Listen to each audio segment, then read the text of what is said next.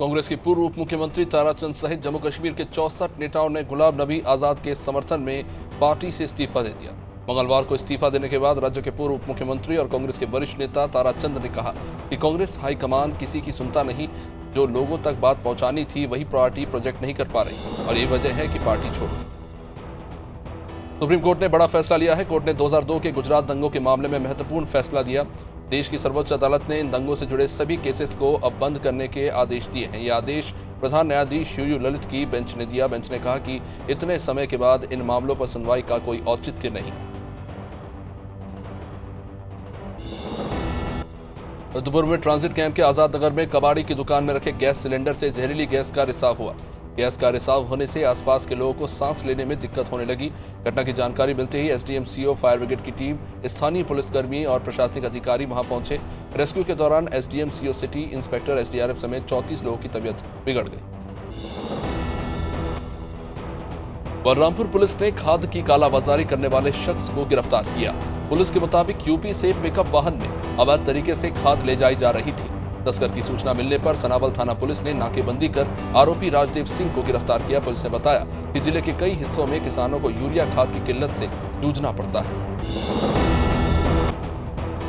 उत्तर प्रदेश के बाराबंकी में मामूली विवाद के बाद चक्का जाम की नौबत आ गई। यहां गाड़ी में डीजल लेने पहुंचे ड्राइवर ने गाड़ी की सफाई कर कूड़ा पेट्रोल पंप पर ही डाल दिया। जब पेट्रोल पंप मालिक ने इसका विरोध किया तो ड्राइवर ने गाड़ी चढ़ाने की कोशिश की। इस घटना के बाद पेट्रोल पंप मालिक ने पुलिस में अब इस मामले की रिपोर्ट दर्ज कराई है।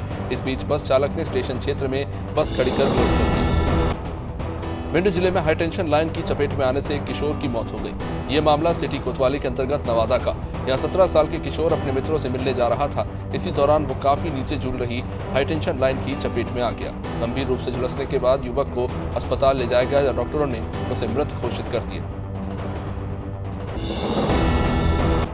मध्य प्रदेश में सरकारी कर्मचारियों और अधिकारियों की रिटायरमेंट की उम्र 62 से बढ़कर अब 65 साल करने के मामले में विरोध हो रहा है। राज्य कर्मचारी संघ के प्रदेश अध्यक्ष सुधीर कुमार सिंह भदौरिया का कहना है कि सरकार को प्रमोशन और नई भर्ती की ओर ध्यान देने की जरूरत है। उन्होंने कहा कि रिटायरमेंट की उम्र 65 साल होने की वजह से युवाओं को मौका नहीं मिलेगा और कई हजार युवा ओवर एज भी हो जाएंगे।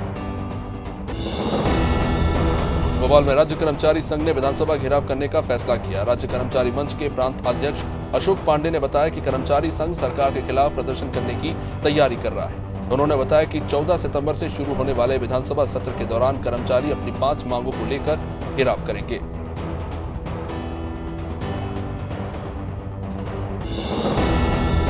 बिलासपुर में आगजनी मामले की जांच के लिए एडिशनल कलेक्टर की अध्यक्षता में कलेक्टर सौरभ कुमार ने टीम तैयार की। आपको बता दें कि शनिवार शाम जिला पंचायत भवन की मनरेगा शाखा में अचानक आग लगी। फायर ब्रिगेड की मदद से आग पर तो काबू पा लिया गया, लेकिन आग की वजह से दफ्तर में रखी फाइलें और कंप्यूटर जलकर राख हो गए।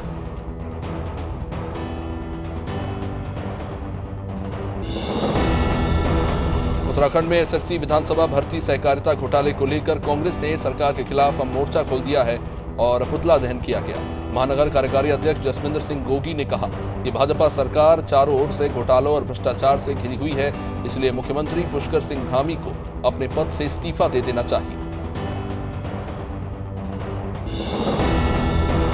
डिंडोरी विकासखंड के बगाड़ गांव की सड़कों की हालत काफी जर्जर है। कहने को तो रामगुड़ा पंचायत के इस गांव को सांसद ने गोद लिया हुआ है, लेकिन विकास की रोशनी से ये गांव कोसों दूर है। न यहाँ सीसी रोड है और न ही शुद्ध पेयजल की व्यवस्था। गांव का पहुंच मार्ग भी अपनी दुर्दशा की कहानी बता रहा है। मार्ग के निर्माण के लिए सांसद निधि खर्च करके बनवाई गई, जो पहले ही बारिश में धुल गई। पीसीसी चीफ कमलनाथ जगतगुरु स्वामी स्वरूपानंद सरस्वती महाराज के 99वें जन्म उत्सव पर गोटे गांव के ज्योतेश्वर पहुंचे। जहां उन्होंने मां राजेश्वरी मंदिर में पूजा अर्चना की और जगतगुरु स्वामी स्वरूपानंद सरस्वती महाराज का आशीर्वाद लिया। इस दौरान उनके साथ पूर्व मंत्री तरुण भनोट, सांसद नकुल नाथ और पूर्व केंद्रीय मंत्री सुरेश पचौरी मौजूद रहे। हरिद्वार में सिडकुल थाना क्षेत्र के नवोदय नगर में हुई मारपीट को लेकर नगर वासियों ने थाना सिडकुल का घेराव किया और आरोपियों की गिरफ्तारी की मांग की।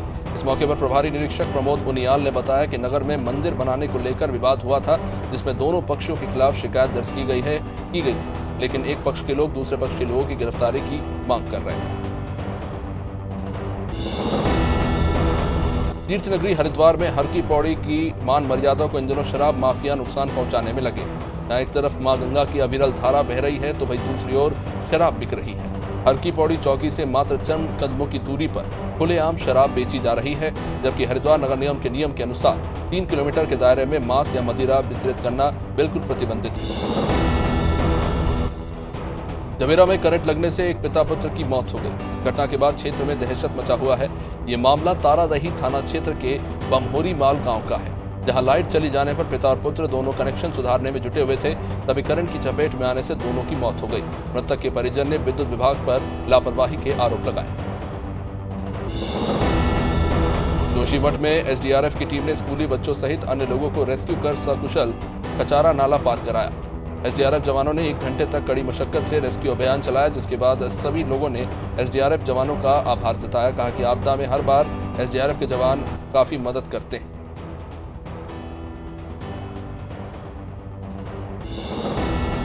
मसूरी में कैबिनेट मंत्री गणेश जोशी ने प्रेस कॉन्फ्रेंस की, जहां उन्होंने भर्ती घोटाला मामले पर कहा कि घोटाले का कोई भी आरोपी बख्शा नहीं जाएगा। उन्होंने कहा कि घोटाले में दोषी पाए जाने वाला नेता हो या फिर अधिकारी, पुष्कर सिंह धामी की सरकार उसे जेल भेजेगी। अभी हाल ही में प्रदेश सरकार ने एक आईएएस को जेल भेजा है।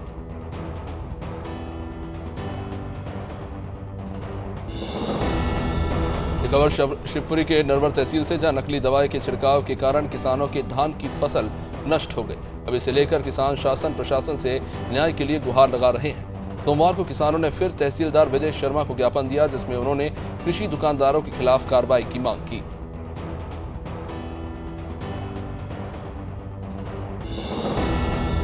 छत्तीसगढ़ के कर्मचारियों ने बड़ा आंदोलन छेड़ दिया है। कर्मचारी 34% डीए की मांग कर रहे हैं और हाउस रेंट अलाउंस बढ़ाने की भी मांग की गई है।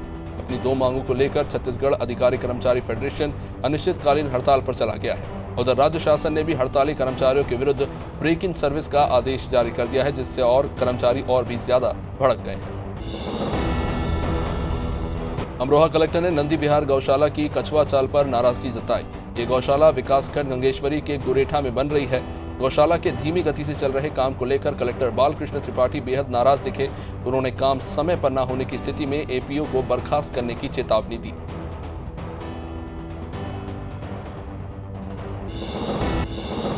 खरगोन जिले में आपसी विवाद में घायल युवक गहरे पानी में जा गिरा। यह घटना बलवाड़ा थाना के तहत आने वाले बरझर गांव की। गांव के पास एक पिकनिक स्पॉट पर 2 पक्षों में विवाद हुआ।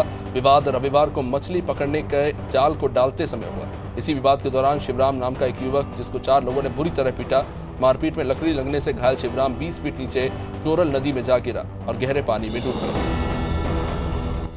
बैरसिया में पिछले दिनों हुई भारी बारिश से किसानों की फसलें तबाह हो गई। इसको लेकर कांग्रेस ने किसानों के साथ मिलकर धरना प्रदर्शन किया। साथ ही एसडीएम को ज्ञापन सौंपा, जिसमें उन्होंने किसानों को उचित मुआवजा दिलाने की मांग की। इस दौरान पूर्व मंत्री मुकेश नायक और मध्य प्रदेश कांग्रेस के उपाध्यक्ष दामोदर दास यादव भी मौजूद रहे।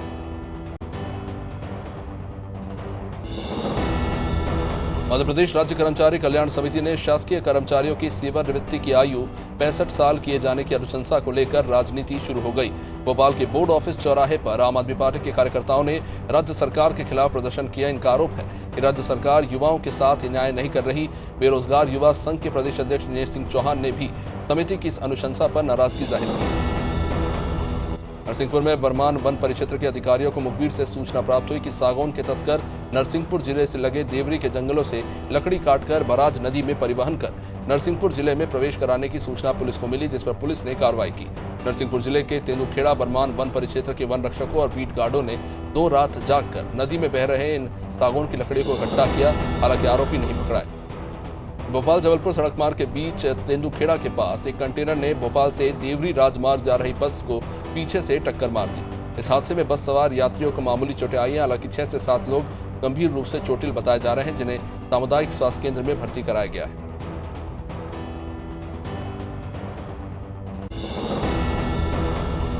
संभल में एक युवक ने अपने अवैध प्रेम प्रसंग में महिला को घर से भगा ले गया और बाद में उसकी हत्या कर दी और अपने हाथ की नसें काटकर खुद की भी जान लेने की कोशिश की। पुलिस ने अब आरोपी को गिरफ्तार कर इस घटना का खुलासा किया है। ये मामला जनपद संभल के हैनत नगर थाना इलाके का, जहां एक विवाहिता को उसका प्रेमी भगा ले गया था।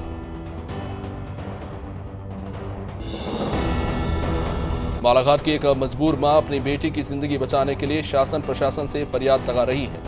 महिला की बच्ची गंभीर बीमारी से ग्रसित है। इसके इलाज को लेकर मां परेशान है। चिकित्सकों के मुताबिक 9 महीने की बच्ची को बाइलियरी एट्रेसिया जैसी गंभीर बीमारी हुई है, जिसके इलाज के लिए 30 लाख का खर्चा है। ऐसे में परिवार बच्चे के इलाज के लिए जूझ रहा है। कोटा में छत्तीसगढ़ सहायक शिक्षक फेडरेशन के नेतृत्वकर्ता राजकुमार कोरी की अगुवाई में कोटा विकासखंड के सभी सहायक शिक्षकों ने रैली निकालते हुए धरना स्थल पर जमकर प्रदर्शन किया। अपनी गरिमामय उपस्थिति के लिए कार्यक्रम में मुख्य रूप से छत्तीसगढ़ सहायक शिक्षक फेडरेशन के प्रांतीय महामंत्री रंजीत बनर्जी, संभाग प्रभारी अश्विनी कुर्रे, जिलाध्यक्ष डीएल पटेल और कार्यकारी जिलाध्यक्ष विकास कारवार शामिल हुए। बाराबंकी जिले में पूर्वांचल एक्सप्रेसवे पर आजमगढ़ परिवहन निगम की बस सुबह करीब 3 बजे दुर्घटना का शिकार हो गई। इस हादसे में बस में सवार करीब 1.5 दर्जन लोग घायल हो गए। सूचना पर मौके पर पहुंची पुलिस ने सभी घायलों को इलाज के लिए जिला अस्पताल में भर्ती कराया। यहां से 4 लोगों की हालत को गंभीर देखते हुए इन्हें इलाज के लिए लखनऊ के ट्रॉमा सेंटर में रेफर किया गया।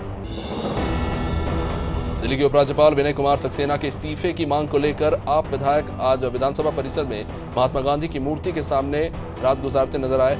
आम आदमी पार्टी के विधायकों ने खादी ग्राम उद्योग में उपराज्यपाल द्वारा किए गए 1400 करोड़ रुपए के घोटाले की निष्पक्ष जांच की मांग को लेकर विधानसभा में जमकर प्रदर्शन किया।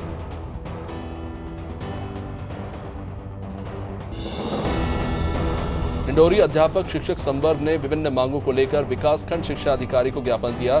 इसमें संकुल केंद्र उत्कृष्ट विद्यालय के शिक्षकों का 7वां वेतनमान और एरियर का भुगतान के साथ साथ हड़ताल अवधि में कटे हुए वेतन का भुगतान के साथ शिक्षकों का 7वें वेतनमान और क्रमोन्नति वेतन का भी एक किश्त में भुगतान करने की मांगे रखी।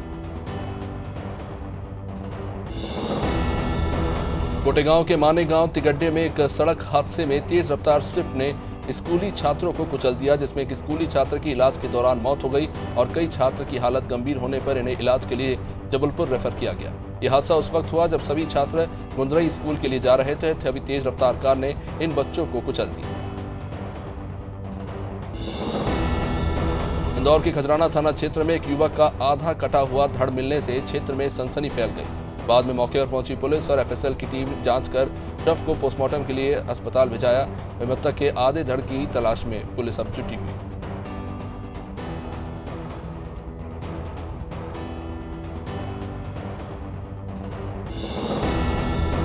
झाबुआ जिले की पेटलावद नगर परिषद कार्यालय में अपने साथ हुई वादा खिलाफी को लेकर आक्रोशित दुकानदार मंगलवार को धरने पर बैठ गए। ये पूरा मामला पेटलावद के नया बस स्टैंड इलाके का, जहां पर जर्जर हुए एक कॉम्प्लेक्स की दुकानें परिषद के प्रस्ताव पर 3,65,000 में 4 महीने में बनाकर देने की सहमति पर दुकानदारों ने दुकान तो खाली कराई, लेकिन प्रशासन ने प्रस्ताव को ही निरस्त कर दिया। लटेरी में बाबा रामदेव के जन्मोत्सव के उपलक्ष्य में शोभा यात्रा का आयोजन हुआ। इस मौके पर क्षेत्र के नायक समाज के सैकड़ों लोग शोभा यात्रा में शामिल हुए। ये शोभा यात्रा लटेरी के तपोवन भूमि तालाब मंदिर से शुरू हुई, जो नगर के मुख्य मार्गों से होकर गुजरी और मदागन पहुंची। नगर में जगह जगह लोगों ने शोभा यात्रा का स्वागत किया।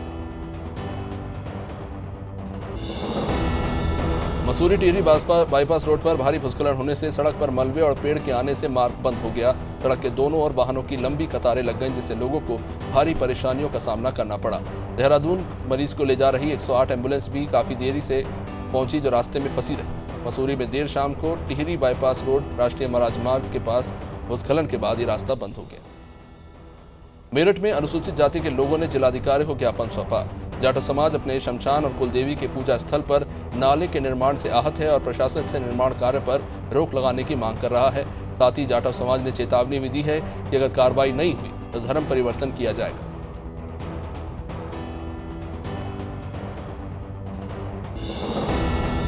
मेरठ में वरिष्ठ कवि डॉक्टर ईश्वर चंद गंभीर की पुस्तक तलवार दंपत्ति का जनसंख्या नियंत्रण, एक अनवरत संघर्ष काव्य संघर्ष का विमोचन जिलाधिकारी दीपक मीणा ने किया। खास अवसर पर जिलाधिकारी ने सुखी फाउंडेशन के सभी पदाधिकारियों को बधाई दी। दिनेश तलवार ने कहा कि पुस्तक के माध्यम से बातों को सुना जाए और जनसंख्या वृद्धि पर कानून बनाया जाए। मुरादाबाद में गोली मारकर युवक की हत्या कर दी गई। युवक का नाम अंशुमन बताया जा रहा है कि सुभाष नाम के एक दोस्त ने अपने 2 साथियों के साथ कहासुनी के दौरान कमर और सीने से सटाकर उसे 2 गोलियां मार दी और अपने साथियों के साथ फरार हो गया। गोली की आवाज सुनकर लोग पार्क में पहुंचे और घायल को अस्पताल पहुंचाया, जहां अंशुमन ने दम तोड़ दिया। मुरादाबाद जनपद में सामूहिक नमाज मामले पर मुस्लिम पक्ष पर आरोप साबित नहीं होने के बाद पुलिस ने मुकदमा खत्म कर दिया। मुरादाबाद के छजलेट थाने में सामूहिक नमाज के मामले में 26 के खिलाफ मुकदमा दर्ज किया गया था। सीओ कार्ड के द्वारा जांच की गई, जिसके बाद पुलिस ने इस मामले को खारिज कर दिया।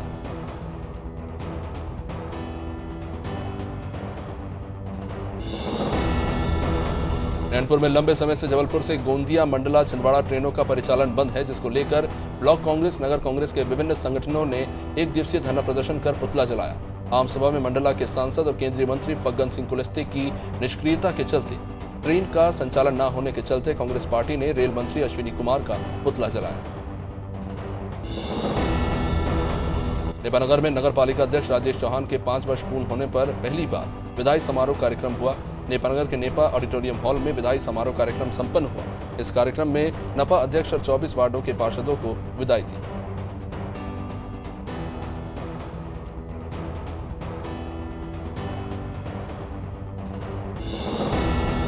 नौगांव में कलेक्टर के आदेश के बाद भी 18 महीनों में भी शमशान घाट का शेड नहीं बन पाया, जिसके कारण बारिश के समय अंतिम संस्कार समय से नहीं हो रहा। शमशान घाट जाने के लिए ढंग की सड़क तक नहीं है, अर्थी को कंधे पर रखकर कीचड़ से गुजरना पड़ता है। ग्रामीणों ने खुद बाद में टीन शेड तैयार किया और फिर वृद्ध का अंतिम संस्कार हुआ।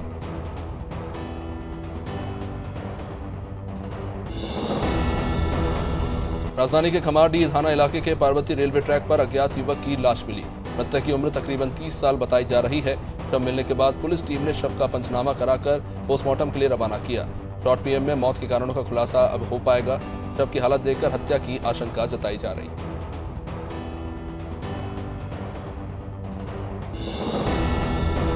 राज्य सचिवालय स्थित एमडीआई बिल्डिंग में सोमवार को सूबे के शिक्षा मंत्री जगन्नाथ महतो ने शिक्षा विभाग के साथ समीक्षा बैठक की।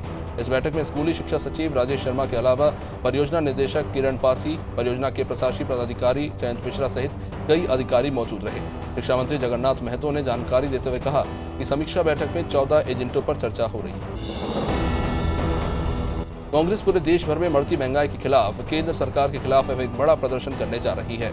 4 सितंबर को दिल्ली के रामलीला मैदान में पूरे देश भर के कांग्रेसी नेता जुटेंगे और बढ़ती महंगाई के खिलाफ राहुल गांधी की अगुवाई में केंद्र सरकार के खिलाफ हुंकार भरा जाएगा।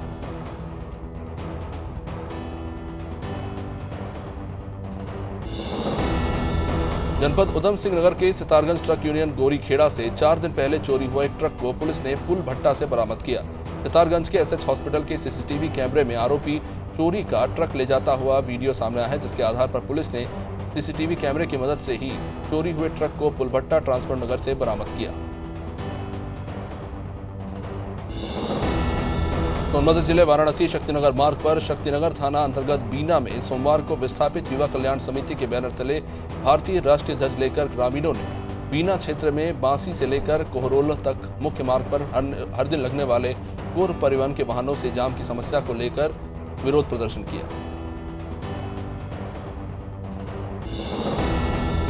मंगलवार को नगर परिषद बुधनी के इंडोर स्टेडियम शपथ ग्रहण समारोह के गरिमामय आयोजन में सुनीता अर्जुन मालवीय ने नगर के प्रथम नागरिक का गौरव प्राप्त करते हुए नगर अध्यक्ष पद और गोपनीयता की शपथ ली।